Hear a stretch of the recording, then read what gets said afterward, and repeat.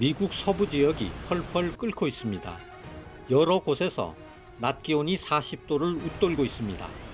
유타주 솔트레이크 시티와 콜로라도 덴버에서는 사상 최고 기온을 기록했습니다. 기온이 더 오를 것으로 예상되면서 주민 4,800만 명에게 폭염 경보가 내려졌습니다. I usually don't even work out over here. I usually work out over there, but the sand is too hot today. It's just too damn hot everywhere. 불볕 더위로 가뭄이 이어지면서 산불도 잇따르고 있습니다. 올해 들어 미국에서 2만 7천 건 이상의 화재가 발생해 서울의 5배가 넘는 면적이 잿더미로 변했습니다. We haven't seen conditions like this since back 2001, 2002. And I think we're even exceeding those extremes in several cases. 러시아도 마찬가지입니다. 모스크바는 지난 5월에 이미 30도를 넘어섰습니다. 124년 만의 무더위입니다. 덥고 건조한 날씨가 계속되면서 시베리아 동부 지역에는 산불이 잇따르고 있습니다. 중동 지역도 곳곳에서 50도를 넘는 폭염이 나타나고 있습니다. 예년보다 한 달이나 빠른 겁니다. 이 같은 폭염의 원인으로 지구온난화로 인한 초대형 열돔 현상이 지목되고 있습니다. 열돔 현상은 대기 상층부에서 발달한 고기압이 뜨거운 공기를 가둬 기온이 올라가는 겁니다. 게다가 올해는 태평양의 수온이 낮은 상태인 라니냐가 끝나고 바닷물이 따뜻해지면서 지난해보다 폭염이 더 심해질 것이라고 기상학자들은 전망했습니다. YTN 김영근입니다. 페루 수도 리마의 공동묘지. 코로나19 희생자가 늘면서 빈자리 찾기가 어렵습니다. 묘지를 구하지 못한 주민들은 시신을 집 앞마당에 묻고 있습니다. Hemos tomado una decisión de enterrarle frente a mi casa que queda mi jardín, prácticamente, porque no hay solución. ¿Qué puedo hacer yo con mi hermano muerto en mi casa? 이처럼 최근 들어 코로나19 상황이 악화하면서 전 세계 누적 사망자가 400만 명을 넘어섰습니다. 처음 200만 명이 되는데 1년 넘게 걸렸지만 200만 명이 추가되는 데는 6달이 채 걸리지 않았습니다. 사망자 가운데 절반은 미국, 브라질, 인도, 러시아, 멕시코 등 5개국에서 나왔습니다. 특히 중남미 국가들은 올 3월 이후 전 세계 신규 감염의 43%를 차지하며 최악의 상황을 겪고 있습니다. 여기에 최근 전파력이 강하고 중증 질환 위험이 높은 델타 변이 바이러스가 확산하면서 우려가 커지고 있습니다. Well, that figure, around 40% more transmissible, it is indeed, that's the latest advice I have. That means that it is more difficult, obviously, to manage this virus with the new Delta variant. 인도에서 처음 발견된 델타 변이는 현재 80여 개국으로 퍼졌습니다. 특히 영국은 신규 확진의 90% 이상이 델타 변이일 정도로 상황이 심각합니다. 미국 질병통제예방센터도 델타 변이를 우려 변이 바이러스로 지정했습니다. 보건 전문가들은 델타 변이가 앞으로 우세종이 돼 새로운 대유행을 촉발할 가능성이 있다고 우려하고 있습니다. YTN 김영근입니다. 현지 시간 19일 헝가리 부다페스트. 헝가리와 프랑스 축구팬 수천 명이 경기장 관람이 허용된 유로 2020 조별리그를 보기 위해 모여들었습니다. 마스크도 쓰지 않고 폭죽을 손에 들고 자국팀 응원을 위해 가두 행진도 벌였습니다. Ó, hát ez egy álom. Nekem ma az is álom, hogy eljutottam erre, tehát hogy minden álmom így teljesüljön, hogy itt legyek egy Európa-bajnokság, itt Magyarország. 비슷한 시각 독일의 뮌헨. 독일과 포르투갈 축구 팬들이 역시 조별 예선 경기를 앞두고 시내 곳곳에서 열광적인 응원을 벌입니다. 맥주잔을 부딪히고 어깨 동무를 하고 응원가를 부르지만 역시 마스크는 쓰지 않았습니다. Que seja bom jogo, é o que eu espero, e que seja uma festa, acima de tudo, que seja uma festa. Que a gente está aqui é para isso, para termos uma festa. É para divertir também. 영국에서는 성인들의 백신 접종률이 80%에 달하지만 하루 확진자가 10,000명 이상으로 늘었습니다. 전주 대비 80% 정도 늘었습니다. 인도발 델타 변이가 신규 확진자의 90%를 차지하고 있습니다. 포르투갈에서도 델타 변이가 급속도로 확산하고 있습니다. 수도 리스본은 21일까지 주말 동안 290만 명에 대해 긴급 이동 제한 조치를 발령했습니다. 독일의 경우에도 최근 델타 변이 감염 비율은 6%에 불과하지만 가을쯤에는 지배종이 될 것이라는 게 독일 보건당국의 전망입니다. 리우데자네이루 거리가 시위 인파로 가득 찼습니다.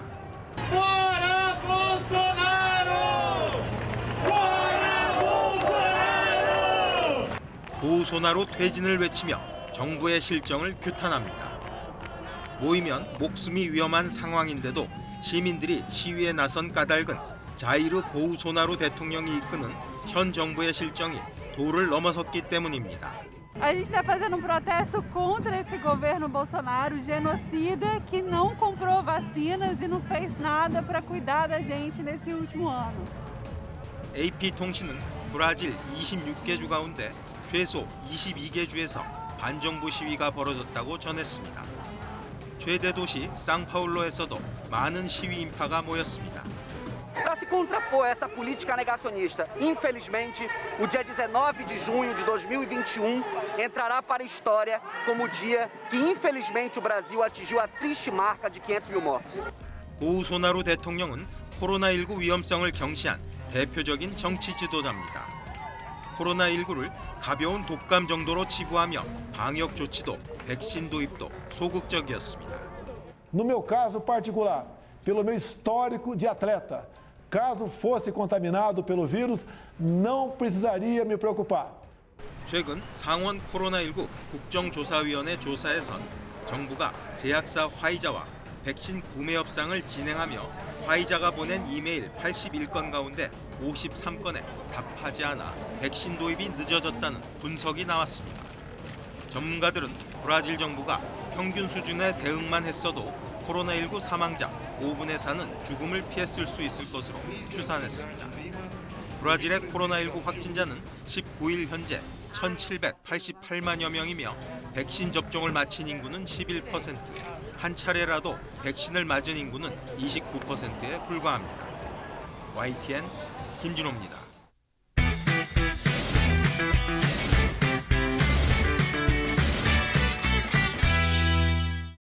여행객이 차고 있는 복대를 들춰보니 포장된 손목시계가 한가득 들어있습니다. 지난해 11월 인천공항으로 입국한 30대 미국인이 명품 시계를 신고하지 않고 들려오다 적발된 겁니다. 이보다 엿새 전에 입국한 30대 중국인도 명품 시계를 밀반입해 대만인 인수책에게 넘기려다 붙잡혔습니다. 모두 여행 비자로 들어온 이 외국인들은 입국 심사 과정에서 세관에 덜미를 잡혔습니다.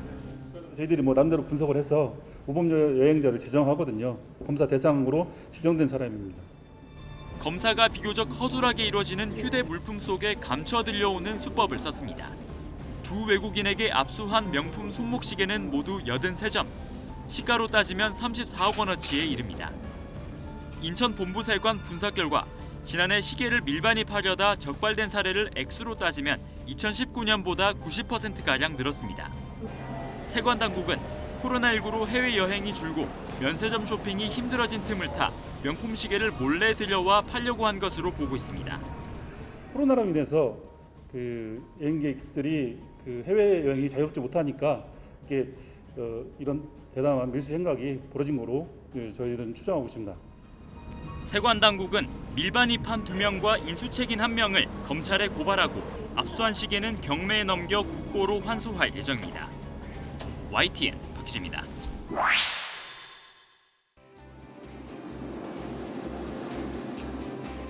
거대한 풍선에 뜨거운 열기를 불어넣자 서서히 부풀어 오릅니다. 하늘로 떠오르기 시작하더니 순식간에 지상 800여 미터 상공까지 올라갑니다. 땅에서는 볼 수 없었던 제천 의림지와 도심 전경이 한눈에 들어옵니다. 탁 트인 풍경이 마치 직접 하늘을 나는 듯한 착각에 빠지게 합니다. 상공에 뜬 열기구를 지켜보던 주민들도 이색 풍경에 푹 빠집니다. 몇 년 전에 경주에서 이런 거를 한번 타본 적이 있어요. 굉장히 좋다라고 생각을 했었는데 우리 고향 제천도 관광 사업을 할 수 있다고 해서 굉장히 기대가 됩니다. 충북 제천시가 국내 지자체 가운데 처음으로 열기구 사업에 뛰어들었습니다. 제천 일대가 분지 지형이어서 기후 영향을 많이 받는 열기구 운행에 적합한 장소로 판단한 겁니다. 이에 본격적인 사업에 앞서 안정성과 사업성을 확인하기 위한 시험 비행에 들어갔습니다. 앞으로 제천시는 열기구 세대를 제작해 관광 사업에 나설 예정인데 이르면 내년 4월부터 시작될 것으로 보입니다. 도심의 비행장이라는 열기구의 사업을 할 수 있는 좋은 여건이 된다는 점, 이 열기구 사업을 통해서 또 제천 관광을 더욱더 특색 있게 알리는 좋은 계기가 될 것 같아서 이 사업을 추진하게 됩니다. 세명대와 산학협력을 통해 청년 일자리 사업의 하나로 열기구 조종사를 양성하는 방안도 추진하고 있습니다.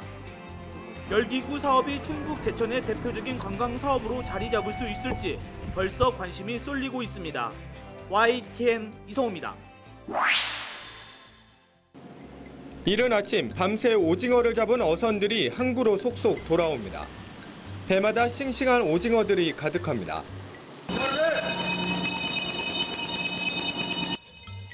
경매가 끝나자마자 오징어를 옮기는 손길이 바쁩니다. 동해안 오징어잡이는 이달부터 금어기가 풀리면서 본격적으로 시작됐습니다. 보통 하루에 얼마 잡으신다고요? 좀 잡는 배가 한 2,000마리, 3,000마리 정도 잡는. 코로나19 장기화 속에 극심한 소비 부진으로 침체됐던 수산시장도 모처럼 활기를 되찾았습니다.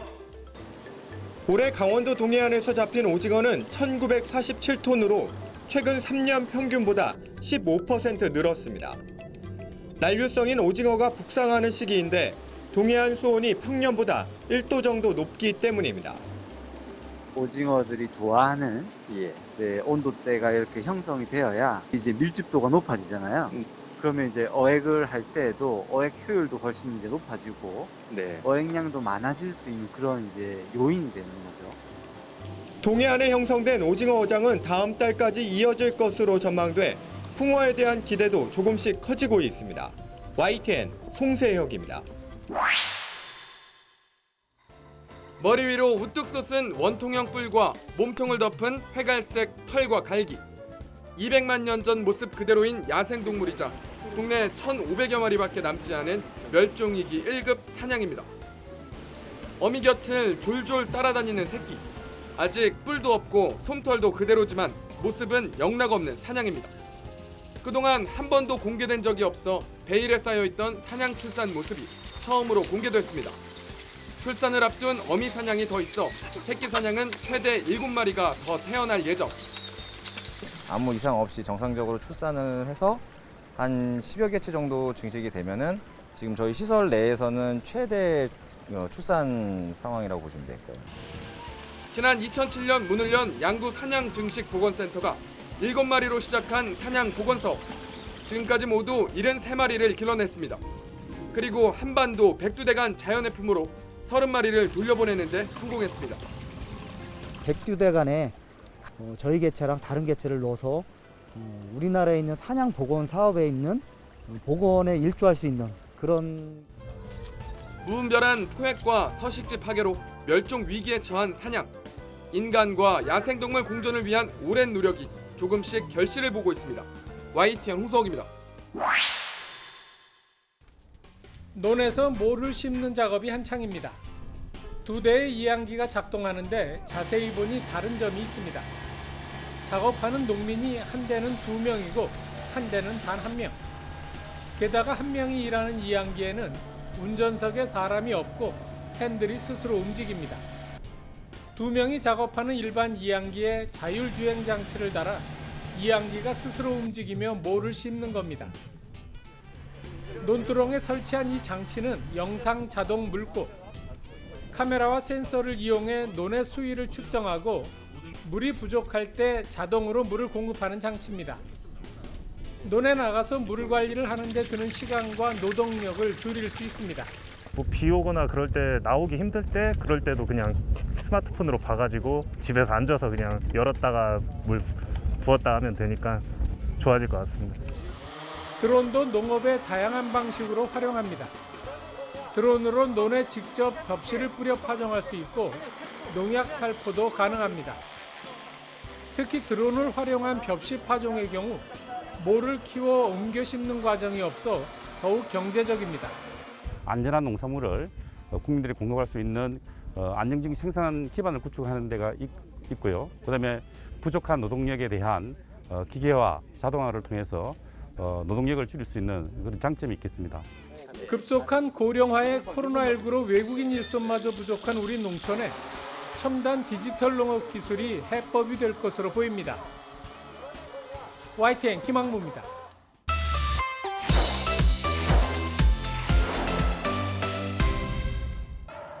어제 새벽 일본 삿포로 시내에 나타난 대형 불곰이 학교 운동장 옆을 지나고 있습니다. 곰은 주택가와 상점, 주차장 등 삿포로 시내를 활보하며 소동을 벌였습니다. いたいたいたいた、熊いました。イオンの元町店の駐車場にいます。走ってます。 차로를 가로질러 달리던 곰은 한적한 이면도로에서 길을 걷던 40대 남성을 뒤쫓아가 공격했습니다. 곰이 뒤에서 오는 줄 전혀 몰랐던 이 남성은 가슴과 등에 깊은 상처를 입어 중상인 것으로 전해졌습니다. 이외에도 70대 남성과 80대 여성이 곰의 공격으로 부상을 입었습니다. 경찰과 수렵회원들의 추격이 시작되자 곰은 인근 오카다마 자위대 주둔지와 공항으로 향했습니다. 岡玉空港横の緑地を熊が走り回っています。結構な速さですね。 이 과정에서 자위대원 한 명이 다쳤습니다. 또 곰이 활주로에 지르오는 바람에 항공편 8편이 결항했습니다. 공항 울타리를 넘어 주변 숲으로 향하던 곰이 수렵회원의 총에 맞아 사살되면서 8시간의 소동은 막을 내렸습니다. 삿포로시 관계자는 시내 한복판에 곰이 나타난 것은 매우 이례적인 일이라며 어떻게 시내까지 올 수 있었는지 조사하고 있다고 밝혔습니다. YTN 이동원입니다.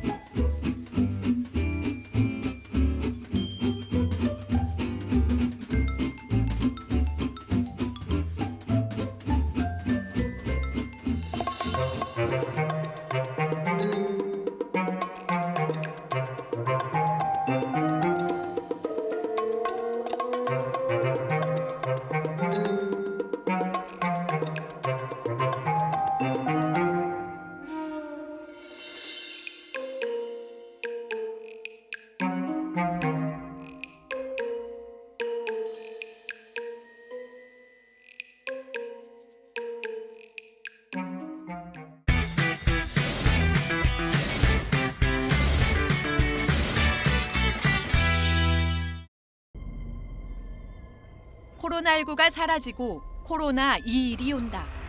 지금 상황에서 가장 무서울 법한 영화입니다. 코로나에 지친 상황에서 웬 코로나 영화인가 싶겠지만 더 세진 바이러스와 싸운 뒤 모든 게 해결된 결말을 기대하게 됩니다.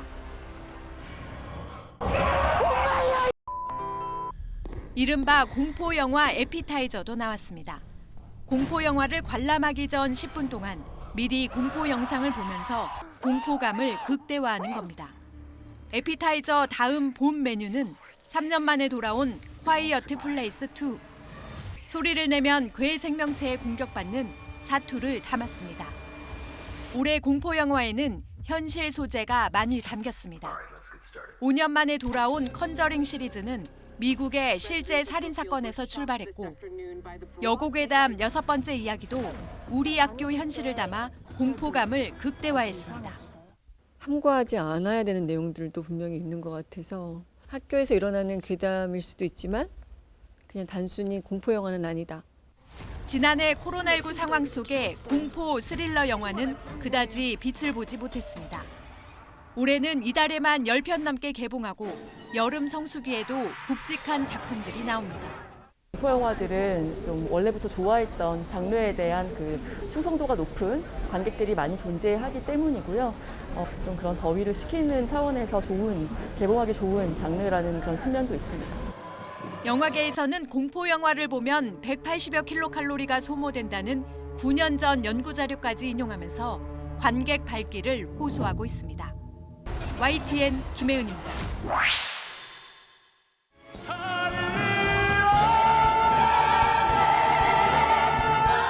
피를 탐하는 뱀파이어와 그가 잊지 못하는 여인.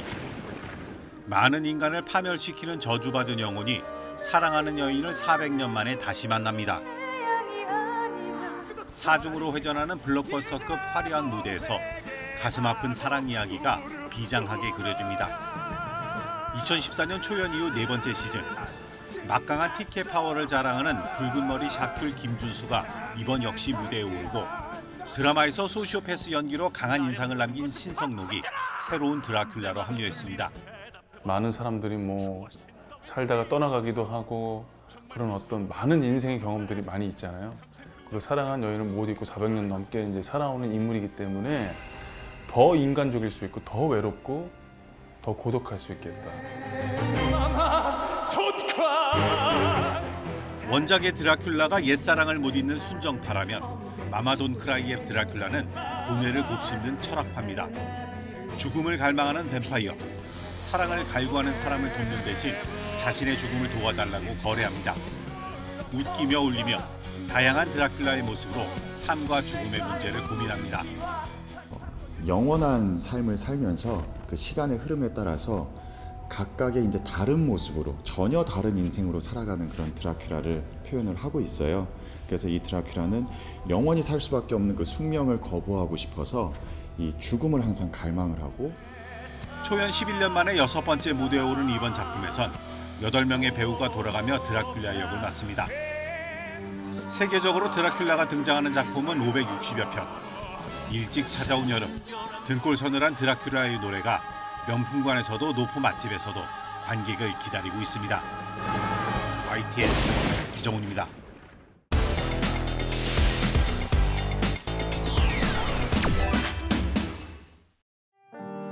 이른바 악의 3부작으로 사이코패스의 심리를 깊게 파고들었던 정유정 작가. 이번에는 완전한 행복을 위해 인간이 저지를 수 있는 악에 대해 이야기합니다. 행복은 불행의 요소를 하나씩 지워나가는 거라고 믿는 주인공 유나는 결국 딸과 남편 등 주변의 삶까지 파멸에 이르게 합니다.